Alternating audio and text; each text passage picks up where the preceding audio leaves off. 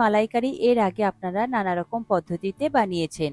আজ আমি অন্যরকম পদ্ধতিতে আপনাদের বানিয়ে দেখাবো। এর স্বাদ মুখে লেগে থাকার মতন। এইভাবে একবার বানিয়ে খেলে চিংড়ির মালাইকারি বারবার বানাতে ইচ্ছে করবে। আর বানানো খুবই সিম্পল, তবে কখন কোন মশলা ব্যবহার করলে স্বাদটা দ্বিগুণ হয় সেটা আমি আপনাদের দেখিয়ে দেব। নমস্কার বন্ধুরা, কিচেন টেকনিকে আপনাদের সবাইকে স্বাগত। আমি মধুমিতা। আজ নিয়ে এসেছি একটা দারুণ স্বাদের রেসিপি। চলুন দেখে নেওয়া যাক।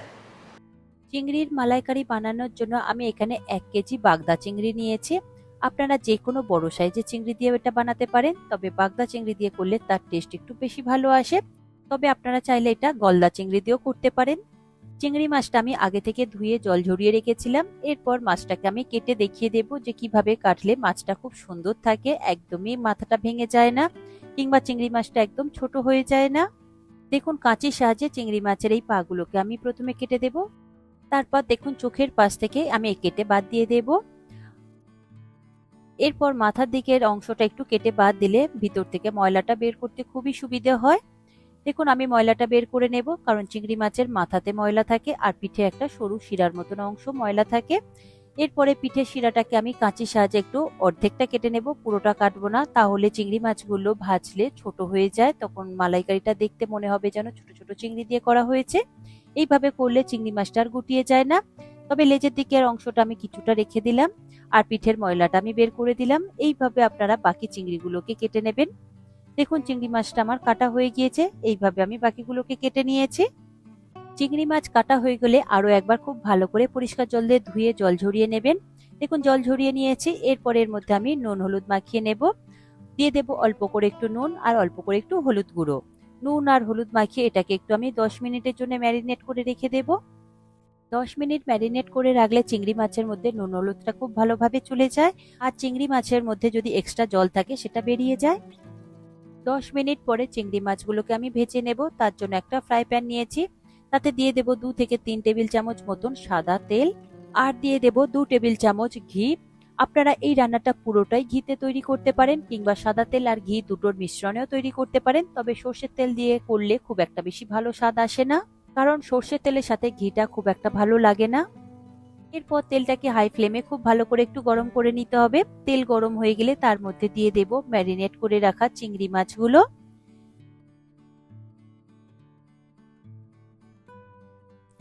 চিংড়ি মাছগুলোকে হাই ফ্লেমে খুব ভালো করে 2 মিনিট মতন ভেজে নিতে হবে। তবে মাছগুলো খুব বেশি লাল লাল করে ভাজবার প্রয়োজন নেই, খুব বেশি কড়া করে ভাজলে মাছগুলো শক্ত হয়ে যাবে আর রাবারের মতন হয়ে যাবে।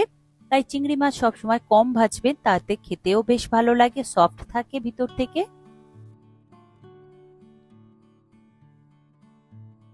চিংড়ি মাছগুলো আমি উল্টে পাল্টে বেশ ভালো করে ভেজে নিয়েছি। আর চিংড়ি মাছগুলো ভাজতে গেলে চিংড়ি মাছ থেকে বেশ কিছুটা জল ছাড়ে। দেখুন, হাই ফ্লেমে ভাজলে খুব একটা বেশি জল ছাড়ে না, আমি এটা হাই ফ্লেমে দিয়ে করেছি। চিংড়ি মাছ আমার খুব সুন্দর করে ভাজা হয়ে গিয়েছে। এরপর এগুলোকে আমি ঝাঁঝরির সাহায্যে তুলে নেব, নিয়ে একটা বোলের মধ্যে রেখে দেব। দেখুন, চিংড়ি মাছগুলো একটা বোলের মধ্যে আমি তুলে নিয়েছি, সরিয়ে রাখলাম। এরপর ওই চিংড়ি ভাজা তেলের মধ্যে আমি বেশ কিছু গোটা মশলা দিয়ে দেব। তার মধ্যে নিয়েছি একটা তেজপাতা, নিয়েছি গোটা গরম মশলা, নিয়েছি একটা জয়িত্রী, আর নিয়েছি হাফ চা চামচ সাহা জিরে। এই মশলাগুলোকে ওই চিংড়ি ভাজা তেলের মধ্যে দিয়ে লো ফ্লেমে কয়েক সেকেন্ডের জন্য একটু নাড়াচাড়া করে ভেজে নিতে হবে। সুন্দর একটা গন্ধ বেরোলে তারপর আমি দিয়ে দেব পেঁয়াজ। আমি এখানে দুটো মিডিয়াম সাইজের পেঁয়াজ নিয়েছি। পেঁয়াজটাকে খুব ভালো করে গ্রেট করে নিয়েছি। আপনারা চাইলে মিক্সিং জারের মধ্যে দিয়ে পেস্ট করে নিতে পারেন। পেঁয়াজ দেওয়ার পরে গ্যাসের ফ্লেমটাকে হাইতে দিয়ে পেঁয়াজটাকে বেশ লাল লাল করে ভেজে নিতে হবে। পেঁয়াজের মধ্যে যে এক্সট্রা জলটা থাকে সেটাকে একদম শুকনো করে নিতে হবে। দেখুন, কন্টিনিউ আমি নাড়াচাড়া করে পেঁয়াজটাকে বেশ লাল লাল করে ভেজে নিচ্ছি। পেঁয়াজটা সুন্দর করে লাল লাল করে ভেজে নিলে পেঁয়াজের যে কাঁচা গন্ধ থাকে সেটা চলে যায়, তাতে করে মালাইকারিটা খেতে বেশি সুন্দর লাগে। পেঁয়াজ সুন্দর করে ভাজা হয়ে গেলে তার মধ্যে দিয়ে দেব 1 টেবিল চামচ আদা রসুন বাটা। এরপর আদা রসুনটাকে খুব ভালো করে কষিয়ে নিতে হবে, যাতে আদা রসুনের কাঁচা গন্ধ না থাকে। দেখুন, আদা রসুন খুব ভালো করে আমি কষিয়ে নিয়েছি পেঁয়াজের সাথে। এরপর এর মধ্যে দিয়ে দেব স্বাদ অনুযায়ী নুন, আর দিয়ে দেব হাফ চা চামচ হলুদ গুঁড়ো, দেব কালারের জন্য হাফ চা চামচ কাশ্মীরি লঙ্কার গুঁড়ো, সঙ্গে দিয়ে দেব 1 চা চামচ ভাজা জিরের গুঁড়ো, এখানে কোনো রকম আর শুকনো মশলা অ্যাড করবেন না। এরপর গ্যাসের ফ্লেমটাকে লোতে রেখে মশলাগুলোকে খুব ভালো করে পেঁয়াজ আদা রসুনের সাথে কষিয়ে নিতে হবে। দেখুন গ্যাসের ফ্লেমটাকে লোতে দিয়ে খুব ভালো করে কষিয়ে নিচ্ছি যাতে মশলা থেকে তেলটা রিলিজ করে। তেল যতক্ষণ না রিলিজ করবে আপনারা কষিয়ে নেবেন। আমি এখানে 2 থেকে 3 মিনিট মতন খুব ভালো করে কষিয়ে নিয়েছি। এরপর এর মধ্যে দিয়ে দেব 3 টেবিল চামচ ফ্যাটানো টক দই। টক দই অবশ্যই আপনারা রুম টেম্পারেচারে টক দই দেবেন।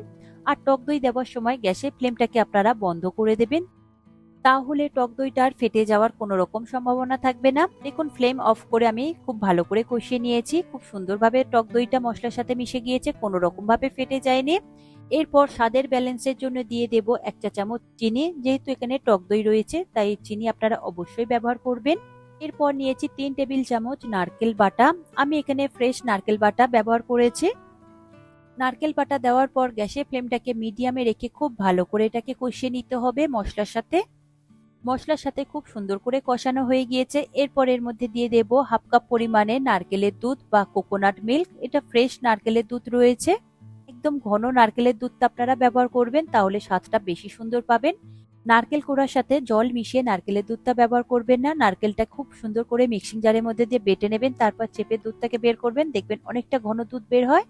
নারকেলের ঘন দুধ দেওয়ার পরে খুব ভালো করে এটাকে মশলার সাথে মিশিয়ে নিতে হবে। আমি 1 মিনিট মতন খুব ভালো করে কষিয়ে নিয়েছি। তারপর এর মধ্যে দিয়ে দেব প্রয়োজন মতন জল। আমি এখানে হাফ কাপের একটু বেশি জল ব্যবহার করেছি, তবে মালাইকারিটা খুব বেশি পাতলা হলে ভালো লাগে না।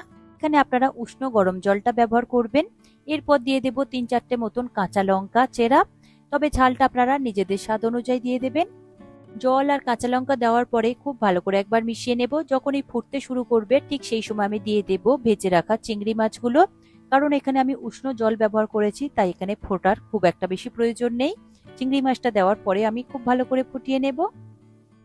চিংড়ি মাছ দেওয়ার পরে গ্রেভির সাথে খুব ভালো করে একবার আমি মিশিয়ে নিয়েছি। তারপর গ্যাসের ফ্লেমটাকে মিডিয়াম টু হাইতে রেখে এটাকে ফুটতে দেব।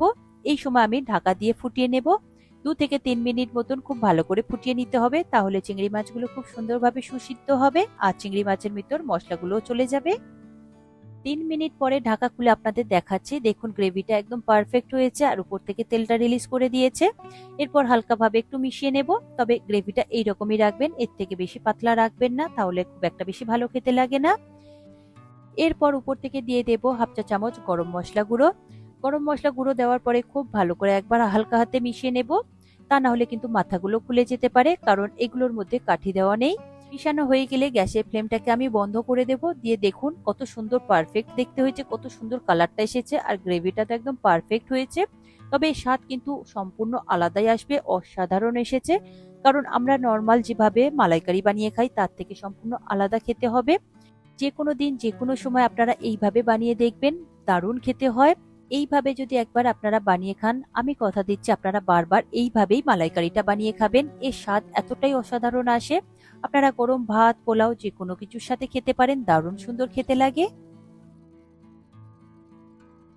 আশা করি আজকের এই রেসিপি আপনাদের ভালো লাগলো। ভালো লাগলে এইভাবে একবার বানিয়ে দেখবেন, আমার মনে হয় আপনাদের সকলেরই ভীষণ ভালো লাগবে।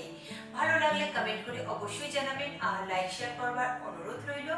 যদি চ্যানেলটি সাবস্ক্রাইব করা না থাকে তাহলে চ্যানেলটি সাবস্ক্রাইব করে নেওয়ার অনুরোধ রইল। আজ তাহলে এই পর্যন্ত, আবারও দেখা হবে অন্য কোনো দিন অন্য কোনো রেসিপির সাথে। সবাই ভালো থাকবেন, সুস্থ থাকবেন আর ভিডিওটি পুরো দেখার জন্য অসংখ্য ধন্যবাদ।